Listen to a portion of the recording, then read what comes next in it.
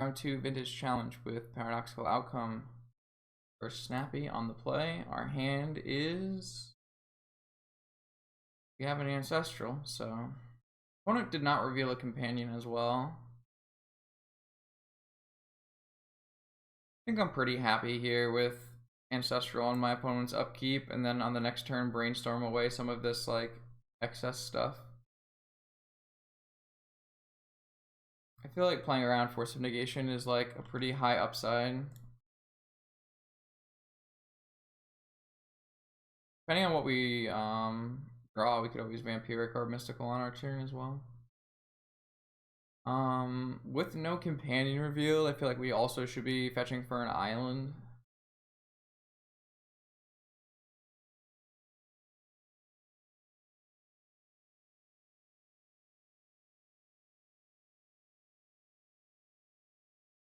Get forced or misstepped or something, but I don't think that's too big of a deal. Okay. So, do we have Mystical for Tinker? No, we're currently one artifact short of Mystical for Tinker. Well, we do have a probe. No, no companion was revealed. It looks like maybe they're just on, I don't know, Breach or something? Maybe just Jeskai? Oh, just in general? Sure, it's fine. I think Omori is a pretty reasonable companion for shops, because I actually don't think I like the Lure shops list that much. I think you pass up on too much powerful things by playing Lurrus in shops. Alright, so opponent probed us and passed, holding up Pyroblast. So I'm really just gonna natural draw here and take a look at what opponent's doing, just so we can sculpt our best game plan.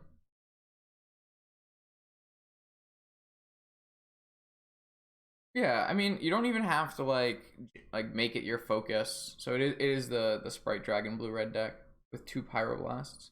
You don't even have to make your Amori your focus in your shop's deck. You can just put in a little help to get him castable, and then you just have an extra dude. Right.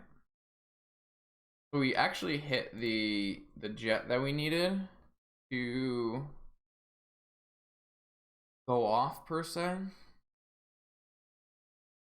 I feel like I would rather not give my opponent the ability to Pyroblast anything this turn. Well, then they'll just have 2 Pyroblasts next turn, so it kind of gets a little weird. Kind of gets a little weird, but they might preordain next turn instead. I feel like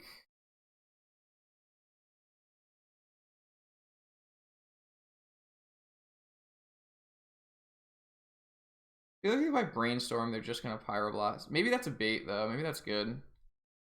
I don't really need all of these tutors. See if this draws a Pyroblast.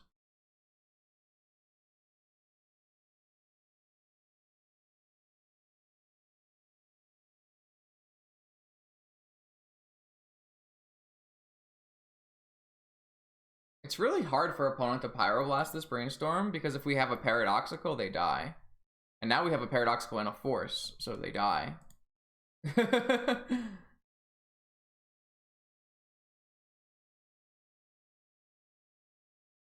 think I'm just going in here on a 3-card PO, forcing the Pyroblast.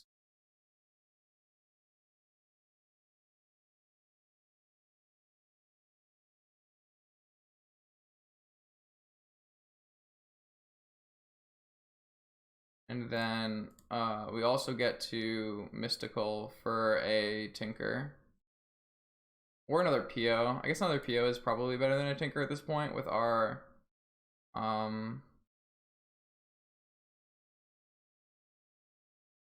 land drop already being made. Wonder if that's actually true.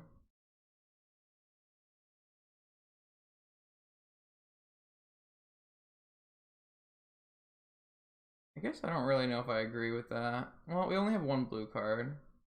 We Tinker, we can't even preordain.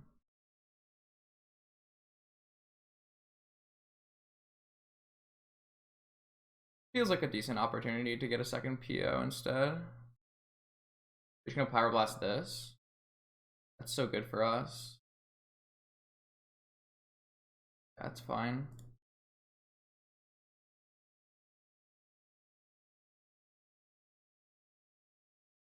Okay, so didn't really hit anything crazy.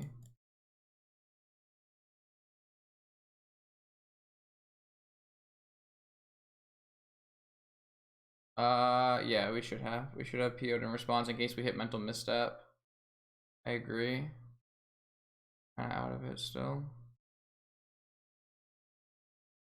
I think I would rather just repeal because it's gonna give us more options to cast afterwards. Alright, well now I have something to pitch to force. I can just cast Preordain. I don't want either of these really. Well, we got not very far. Yeah, I should have tapped the jet. Well, I'm not 100% sure. I think typically the jet is a better card, a better Moxen to leave open because I have Yogg Will and Demonic Tutor in my deck. But the opponent's probably gonna, well, they drew a Brainstorm. That's really bad for us, actually. Brainstorm's a great draw for our opponent because they can just fix their hand and actually find cards that are worthwhile. So we kind of bricked out there a little bit. We have a lot of mana, but not a lot of things to do with our mana. We definitely should have PO'd in response to the mystical being countered. That was like a really big opportunity to draw like a mental miss. Obviously, we didn't draw mental misstep or anything like that, but. Alright, so opponent has Brainstormed, so we don't know what opponent has anymore. So now they could even have Pyroblast plus Force. And we drew drawing the random one-ofs. So we're just gonna play out our Lavinia. If it draws a Pyroblast, that's fine. We still have Hardcast Force. We still have swords for Sprite Dragon. We're not in a bad spot, we just don't have any gas currently.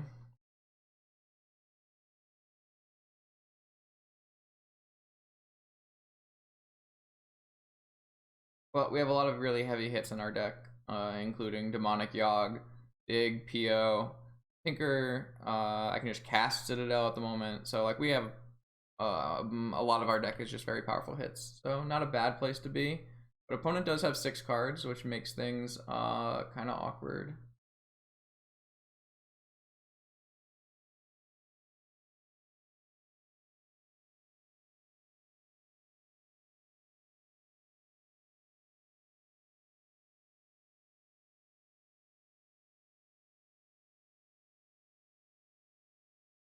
So I assume, okay. I was assuming a Sprite Dragon was coming down here with holding up Pyroblast, but doesn't seem like that. Top, huh? Damn. Maybe we should have fetched first. I've already used my Brainstorm. I would like to just fetch to thin. Like to have a highest chance of hitting a powerful spell as possible.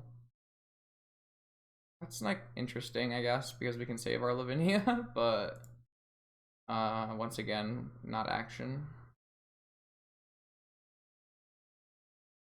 I wanted to attack, I just misclicked. I guess yeah, I want to attack there no matter what. I just misclicked. A rough day. But we have Swords, Caracas, and Force of Will all held up, which is nice. But opponent is basically going off with their Preordains. Typical Xerox style.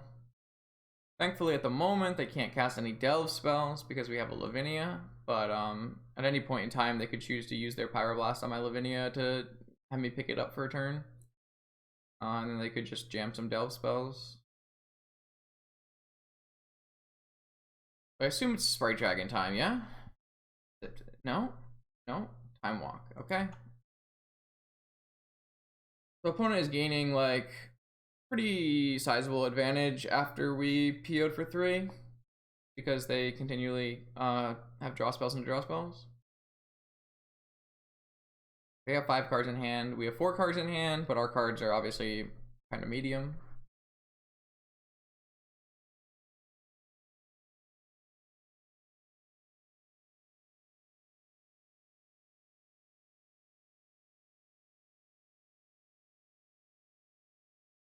Alright, so they've decided they don't want to go to their Time Walk turn yet. Maybe they're going to Pyroblast my Lavinia so that they can do a Delve spell on the next turn. I am just going to return it. It's the best value play. And then if they cast a Delve spell on the next turn, then we still have a Force of Will to combat that. A good value play, the Karakas here. Hopefully, well, we don't get like Delve spell into 3rd Pyroblast. That would be a problem. Yup. So we somehow found our way against the opponent who still has all their Pyroblasts. There's nothing like a PO challenge because you always will magnetize towards the Pyroblasts. They found Ancestral. Yeah, I think Companion's pretty bad for PO. So no Companion.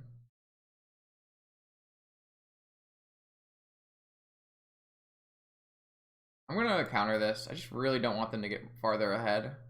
I know they can do like Mystic Sanctuary or Snapcaster or anything like that, but I think we're on a pretty this is Fluster, I'm just gonna pay for it.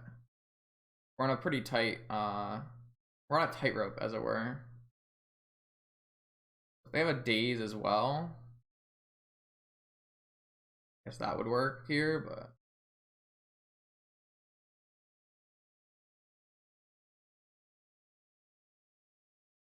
I'm just gonna pay for this. If they have a Daze, they have a Daze.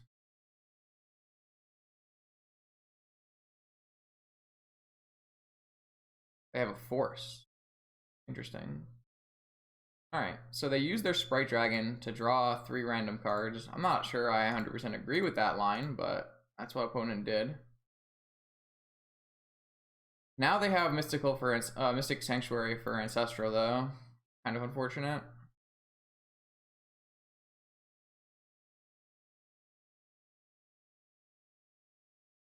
I don't know. But it's going to be really hard for us to win this game, I think, with the way the Xerox engine grinds. I think we have just this draw step, probably. But, I mean, it's not bad for us. If we draw a what the fuck is happening? Are you casting Ancestral? No, your Ancestral's on top of your library. What are you casting right now? They have a Cruise, too. Man, I don't know, they have a Preordain. I was about to say, if they had a Cruise, too, that would be so brutal. So we actually are in great spot if we draw any powerful card this turn, because we can just jam Lavinia, they can no longer force, and then we can just go off. So this is the turn to draw a powerful card, and we drew a Mox Opal. I don't know, chat. Can't do it, can't get there today. We had a really good opening right here. We can just win the game with a vast number of cards. That's the downside to putting Mox Opals in your deck. Now opponent has 7 cards in hand. Just kind of crazy.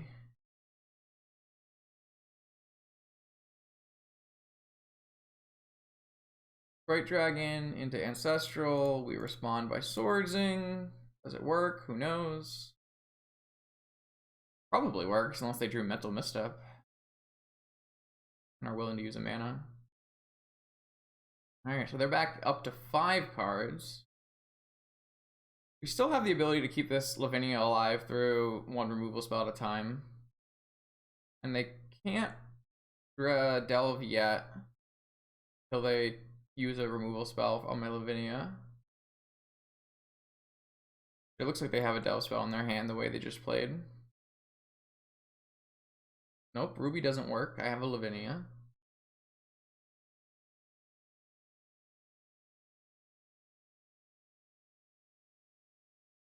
Another Sprite Dragon. Okay, so that was interesting sequencing. Didn't attack. Okay. Alright, so we have another opportunity here to draw a PO or a powerful spell. We've had like 4 or 5 draw steps like this. How about now? There it is, chat. We found one. God bless.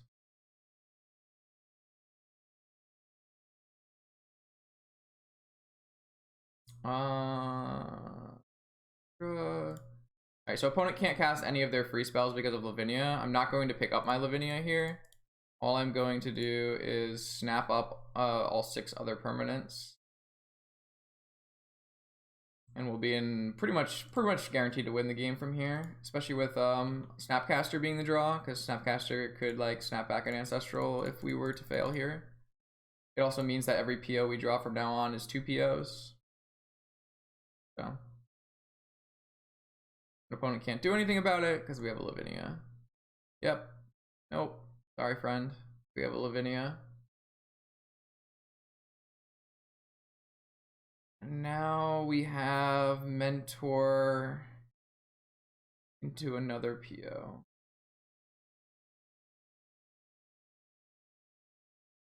Probably don't need to cast Mentor first, but it's actually gonna probably lag me out is what it's gonna do. Yeah, I kind of wish I had not cast Mentor first. I wish I had just cast a couple more POs and then gotten the lethal, because Mentor likes to attack my computer viciously.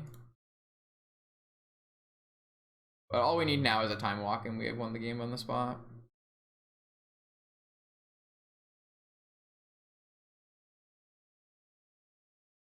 Lavinia. Yeah, powerful Magic the Gathering card.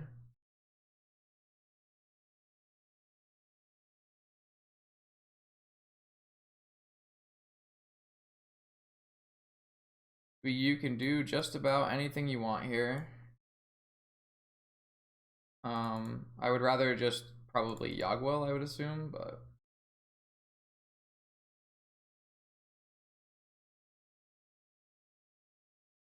yeah, Lavinia taught opponent some things. I'm pretty sure opponent said they were kind of new to Vintage, so no worries.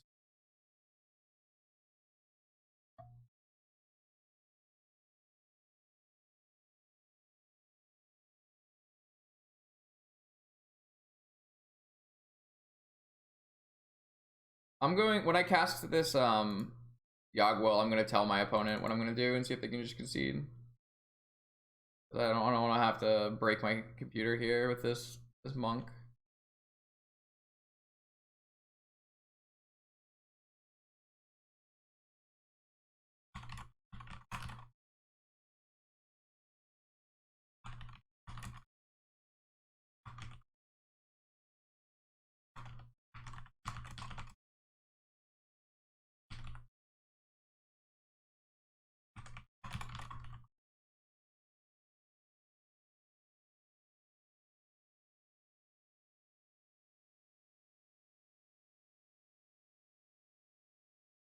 All right.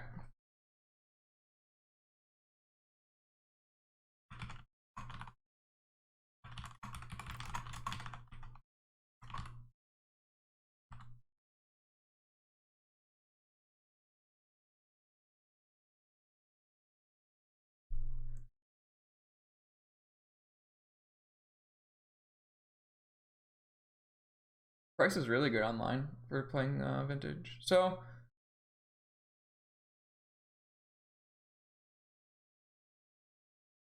yeah, there's a lot of new players playing Vintage right now. It's kind of cool. So opponent is on blue-red Sprite Dragon, which will be we have a deck list for that. We have a deck list for that. You have to find Ivy True.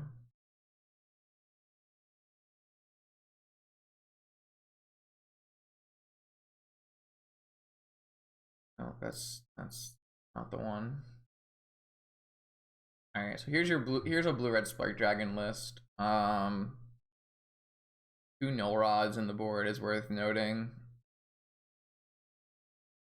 But 1 Null Rod in the main as well. We're gonna bring in Flusterstorms, Lavinia, Swords to Plowshares. Balance is less good here. I don't actually like bringing in Chalice against the decks where you're chalicing on 1. kind of like it against the decks where you're chaliceing on 0. Did they say they play Wastelands in their Sprite Dragon deck, or no? That's the next question. 1 Strip Mine, 1 Sanctuary, no Wastelands. So we don't have to board in like another island or anything. I really don't like Hercules or Mystical in this matchup very much. I feel like we have to keep in our repeals because opponent is on Null Rod. What else do we have? I think we can just board out 1 Opal against to hedge against Shattering Spree. And then we'll just run it like a typical PO matchup here. They are not on Dak Faden. They have 1 Dak Faden. Kind of want to bring in a Blightsteel, but it's not really necessary.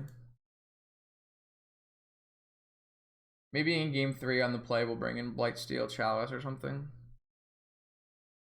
This is like very typically a bad matchup for PO, so this hand would actually be much better if we were a cat PO, obviously. I think still a keep though. Obviously we don't do anything, but we have only have mana and a Lavinia. I don't know. The second Mox Up was pretty bad, but I would keep the 6-card hand, so we did somehow manage to sideboard out an Opal and still draw both Opals. I actually think maybe I will mulligan this hand. I feel like it doesn't do enough. Could even be a sketchy keep if we were on cat against opponent's 4 Lightning Bolt deck. What did it say about Mindbreak traps? No Mindbreak trap. So we can play a turn 1 Lavinia. It's just not like the greatest card against our opponent.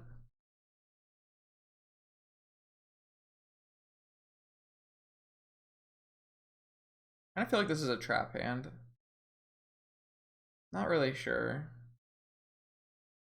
I think my instinct says this is a trap hand and I want to put it back for something more powerful. Is this something more powerful? Sure is. Let's just bottom this Caracas and move towards it's tough. It's gonna be tough to cast this Citadel, but that's awesome. Glad to hear it, Tim. Play some vintage. So I have to draw another fetch land, a Jet, a Lotus, or the other Opal to successfully put Bolus's Citadel on the stack here, but I think this hand's better than our first hand. At least we have an action play, and it's also an action play that doesn't get forced. Oh, no, it gets forced, obviously. It doesn't get Pyroblasted, which is a kind of a big deal. No Companion. I don't think Companion makes your Paradoxical Outcome deck better, so I'm not playing one. And that's kind of the whole story. I wanted to play PO today.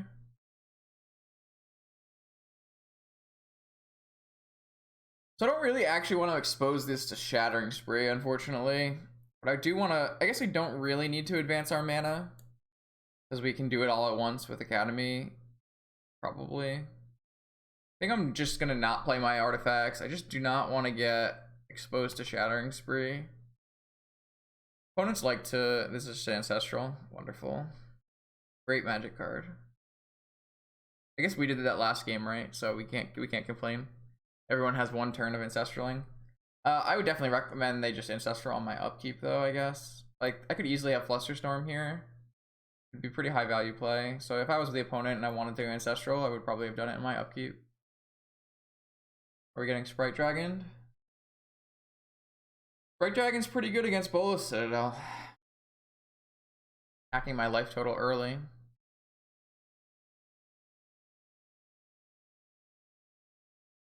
I can't remember if Snappy said they watched the stream or not, but if they do, then they're kind of likely to. So we figured out, we found our 3rd black source here. We're currently short because I didn't play my Moxen out on the last turn. We're 1 mana short currently of casting Citadel, so I'm still not going to play out my Moxen. I don't really want to expose it to Shattering Spree again, and then next turn we'll play everything out. We'll play Academy, and we'll hope opponent doesn't have it.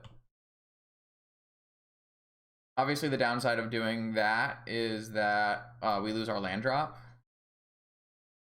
If we draw another Moxen, we don't lose our land drop, though. Mountain, huh?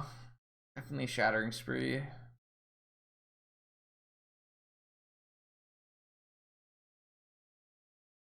I don't think we're going to win this game. Opponent has an Ancestral draw, and we have basically nothing. If we draw Force of Will off the top, maybe we have a chance. Opponent has no cantrips, really. Maybe they're holding up Hardcast Negation.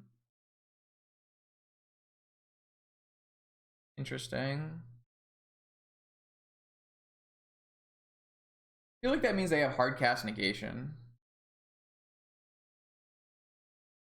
But I have to play my artifacts to cast swords.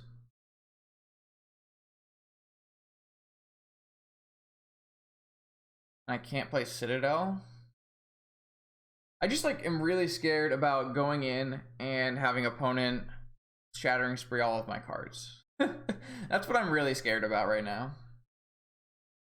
But I can't swords unless I play out my artifacts. And I can't Citadel on the same turn. It really feels like they have negation, that they're representing negation here. I really think they have negation. I'm just gonna play out my Academy, and I'm gonna play out. I'm not gonna play anything out. I'm just gonna pass. I think it would be a mistake to play into them here. It's like, no way you have 7 cards in hand, don't cast any Preordains, and not have negation here. It just doesn't make any sense for that to be the case.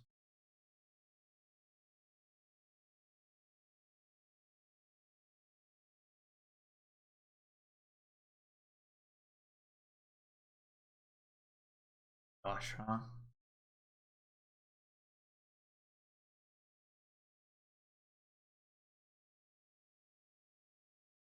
So like, I technically could swords this, but then I lose my ability to Citadel, which is currently my only game plan, so.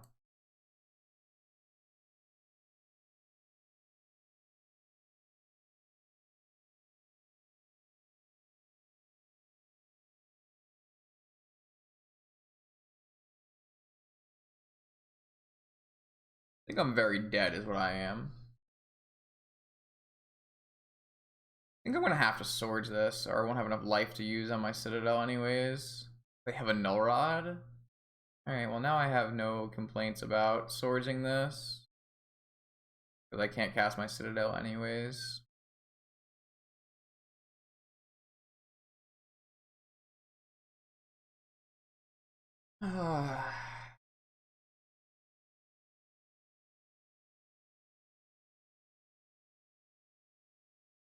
I have a somewhat reasonable hand to fight a Null Rod with having an Academy. When it's just gonna force my swords. Hey. Hey, bye.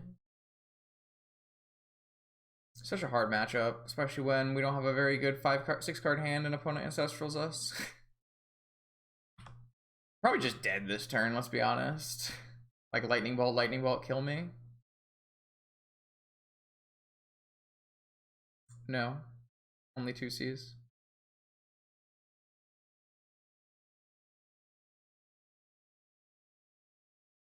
Red Horde Arcanist, huh?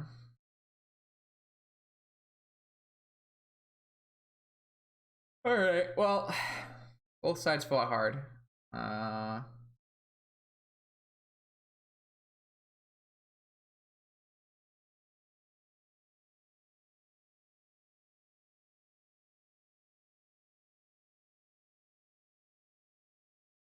We could swords either of these and just still die. I'm off it. Let's just go to game 3. I'm kind of feeling like I don't want to have a big robot. I'm kind of feeling like I want a big robot. Yes, you did, opponent. You did have a nice 7. agree. Man, I don't know about the Lavinia in this matchup. I'm kind of off it. Just doesn't seem very good. I don't want to just go in, try to kill our opponent.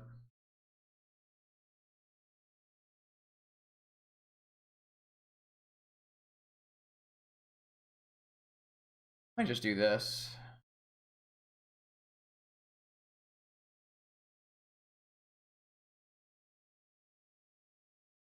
All right, let's hope for a nice 7. I don't know about that. We have an Arset in our deck. This is just my build of PO that I always play. Have it tuned right now for the current metagame.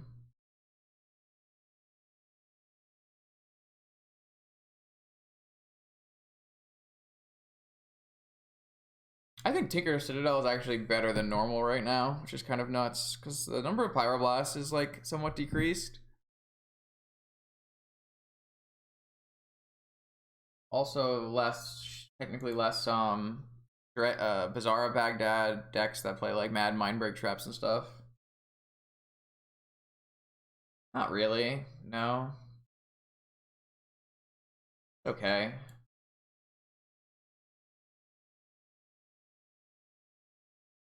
Might be better than a sword on the play. You cut my island as well. Really need an island.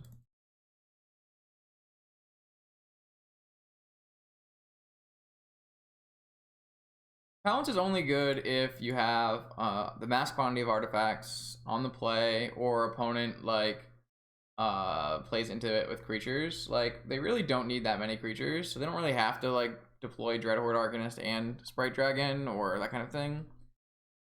But it gets better on the play. Basically, the idea is we pack more powerful cards than they do, but just really hard when opponent has all the Pyroblasts, right? 4 Pyroblast main deck, and then bringing in additional Null Rods and a Flusterstorm as well, so it just gets a little rough. A hard matchup. Always been a hard matchup.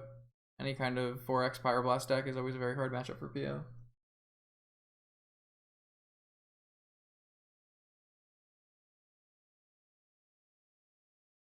Alright, on the play, let's see if we can get a 7 like theirs. Man, I think this is fine. We get to probe, snap, probe, which draws us into 2 new fresh ones. It's just so medium though. If this was like a fetch land, I think I would snap it off just like a Demonic Tutor for Tinker.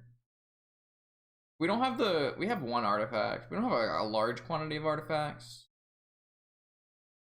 What do you think, P9? I feel like this is within the range of keepable hands versus Jeskai. It just seems like, feels like we could just do so much better. London Mulligan's pretty insane, so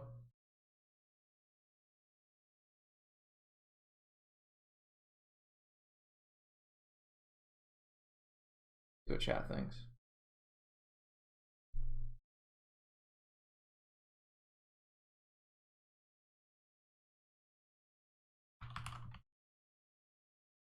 I think so.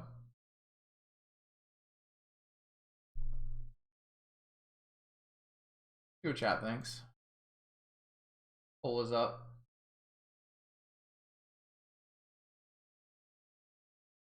I think my instinct is to keep, but I think it could also be one of those trap hands that we were talking about.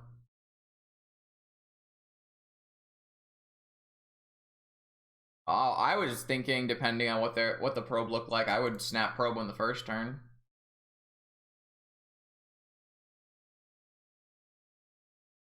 Chat is split.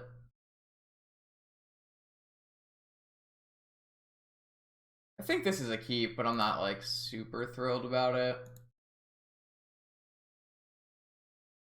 I'm just gonna keep it, I think.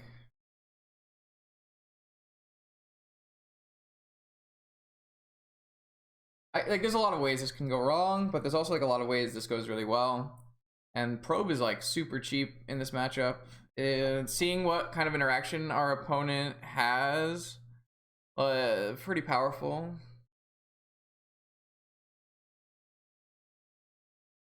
See how it goes. They mold to 6. Let's check their 6 out. The jig is up. The news is out. Finally found me. So they have a negation and a null rod. Not that much else going on. And we found our C. So we can demonic next turn with Flusterstorm back up. Or we could just demonic this turn and see if they blow negation. We don't really have much going for us if they counter it though. But we could demonic for Tinker right now. If they counter it, we just force back. And then they have to hit a Moxen for a Null Rod. Kind of a gamble. Like a little awkward because I don't really want to snap probe because I don't want to lose my blue card for force. You think they would negate my DT? I can't. I don't have a good read on this opponent if they would negate my DT.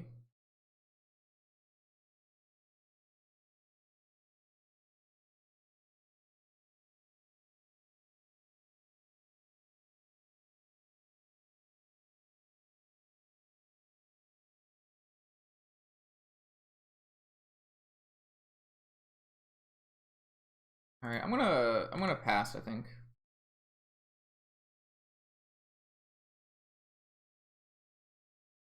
I just am really interested in a fast Tinker, so I didn't really want if possible there I would really like to demonic.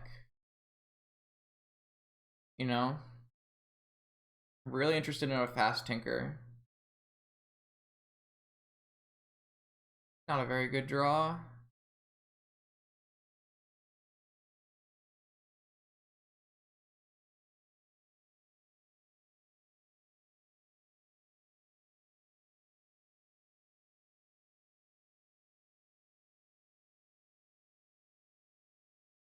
So now obviously it's pretty good if they negate me. I can just fluster. We do have to worry about a null rod on the next turn, but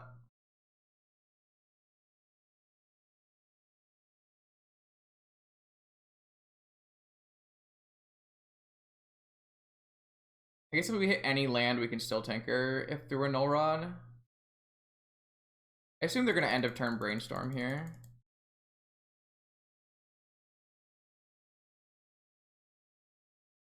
Try to find a land for their null rod.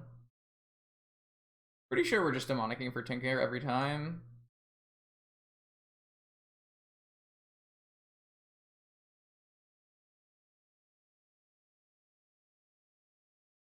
It's our best path to victory in this game, I think.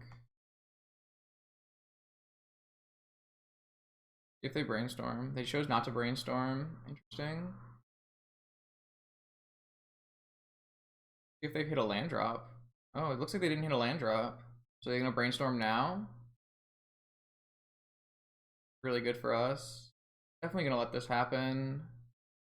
Should be able to Tinker with force back up. It should just be good enough, I would assume.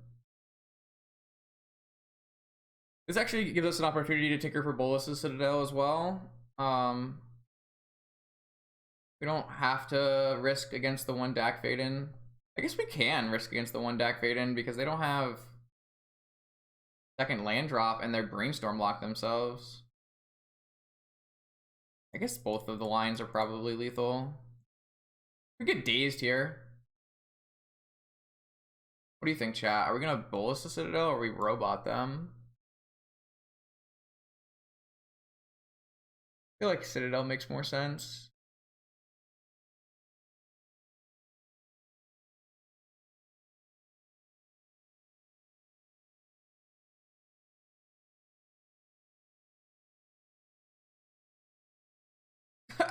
All right, we're stuck. I think I'm gonna pass with this one up. All right, maybe we should put a robot into play, chat.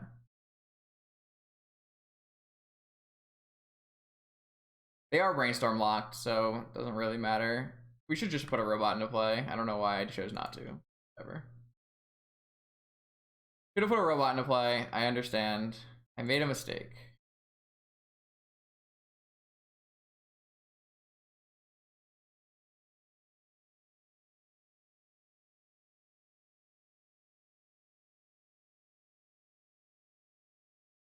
I even like set myself up to do nice things, but fine. We're gonna be okay. I think we're gonna be okay, chat.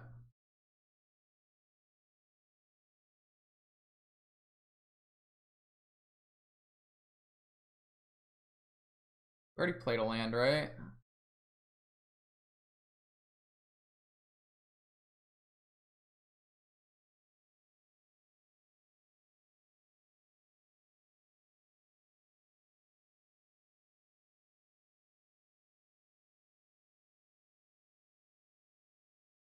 We can get a robot now. Opponent is lamenting their brainstorm lock existence. I think we can just get a we could just like DT for a time walk or something.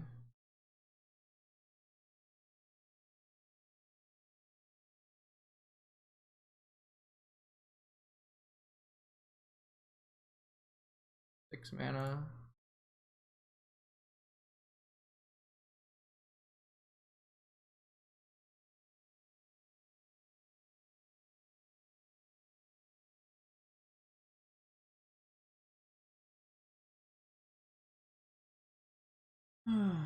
All roads lead to victory there, so I have a force of will, I just don't care.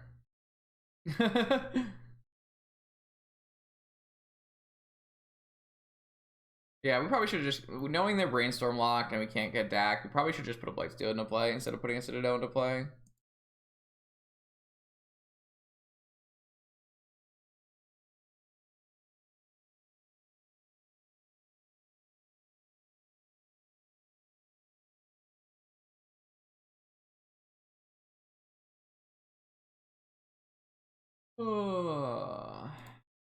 Or we could not. All right, we were able to power through 4 Pyroblast deck. You'd love to see it. Not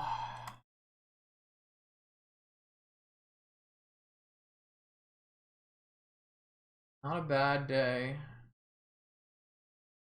Whoa, wait, did it just say path to partner complete? Wow. Probably would get rejected, but I assume it doesn't hurt to try, right? Stream 25 hours on 12 different days, averaging 75 viewers.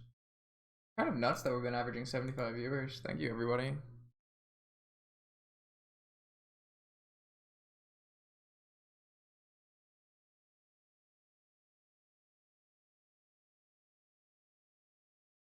But we have been streaming pretty consistently for the past, what, almost 2 years now? So maybe we have a chance.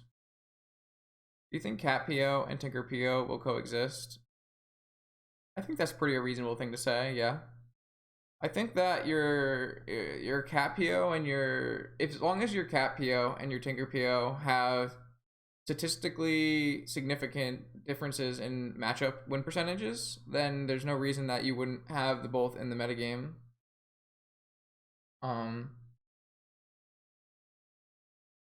If it turns out that Cat PO and Tinker PO have similar win percentages across the metagame, and there's like no reason for you to play one or the other based on metagame, then there would be no reason for them to coexist because you would just pick the stronger of the two decks. But I think it's likely that Cat PO and Tinker PO have different strengths and weaknesses versus a field, and so you might see that Cat PO or Tinker PO is better than each other on a different day of the week. And obviously that's all theoretical because we just don't know yet. The cards have only been out for 2 weeks or whatever.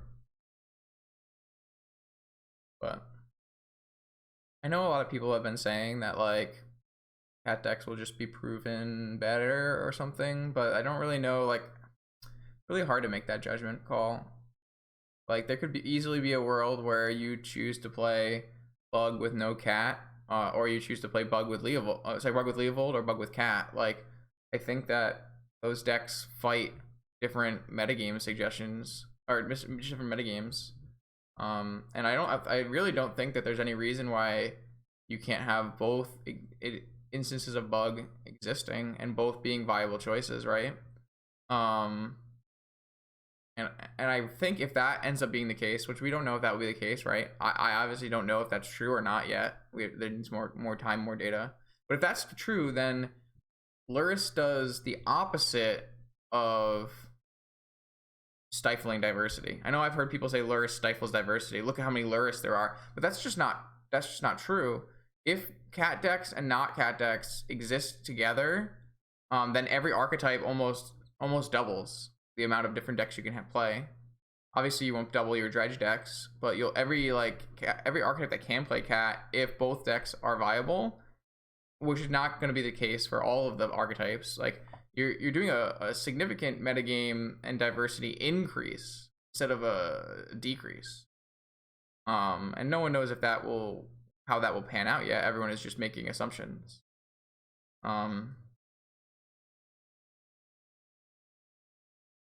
I think that like a Bug Lurrus deck is worse at combating something like Pio than a Leovold Lurrus deck is, right? So depending on what you're playing against, I could see you wanting to play a different deck, right? That's just my way of looking at it. And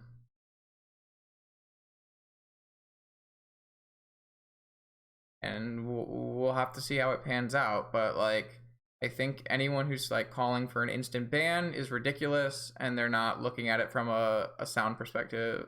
And I think anyone who's saying that we should keep an eye on Lurrus and see if and see how it pans out makes a lot of sense to me. There's no doubting that Lurrus is one of the most powerful cards they've printed in the past 10 years, 20 years. There's no doubt. I will never say otherwise, but I think that of all the formats, I think the most likely one to find a reasonable home for Lurrus is actually Vintage. I think it fits perfectly with the power level of the format.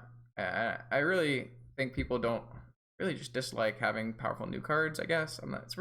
That's not the whole thing, but I think that is a factor. Yeah, a lot of the older players, they don't like the new cards being very powerful. But we have to see how it shakes out. We need to give it some time, and we need to see what it looks like at the end. Like, Vintage right now doesn't look like Legacy looks like.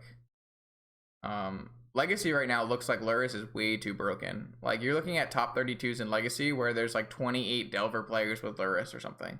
Like, that's not what Vintage looks like right now.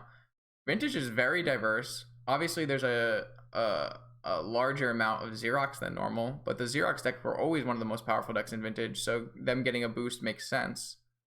And like, I think that the format right now plays out slower than a normal Vintage format, which is good. Definitely a good thing. You don't want as many turn 1 victories, and I think there's a lot of interaction and a lot of gameplay. I know people like think it's repetitive gameplay, but I haven't really experienced that from my perspective. I found that the games have a lot of different play to them, even within each themselves. So, and this is just my opinion, right? You're gonna find a lot of other opinions, especially a lot of other opinions that don't agree with mine. But I think that companions besides Lurrus are perfectly fine in Vintage, and if you were to say ban companions outright from Vintage, which some people are suggesting, I think that's a huge loss. I think it's a huge loss to what could be really good things for the format. I think like the ability to have these Urion and Garuda and Fox decks are super sick, and I don't know whether or not Lurrus pans out to be too good. We'll have to see, but From what I'm looking at, I haven't seen a case that Lurrus is too good for vintage yet. That I found like a reasonable case. So I could definitely, from the data I'm seeing coming from Legacy, I could definitely see it being too good for Legacy, or too good for Modern. Those seem like very hard. It seems like it's very hard for those decks to be fair in those kind of formats.